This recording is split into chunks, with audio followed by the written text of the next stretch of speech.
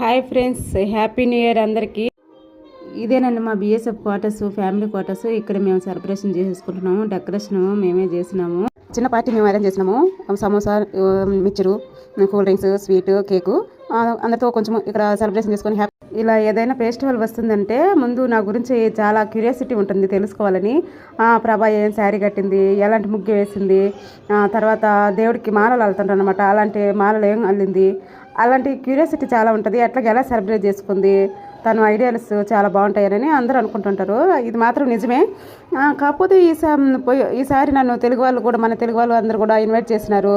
అందరం కలిపి జరుపుకుందామని. నాకు ఇంట్రెస్ట్ లేదు, ఎందుకంటే లాస్ట్ టైము నేను వీళ్ళతోనే జరుపుకున్నాను కాబట్టి ఈసారి కూడా వీళ్ళతోనే జరుపుకోవాలి. అట్లాగా మనం స్టాండ్ తీసుకోవాలి మన కోసం, నిలబడ్డ వాళ్ళ కోసము. ఈ లాస్ట్లో మా వారితో ఒక స్టెప్ చాలా బాగుంది కదా, అలానే అందరూ ఫ్యామిలీతో ఒక్కొక్క స్టెప్ వేసినారు.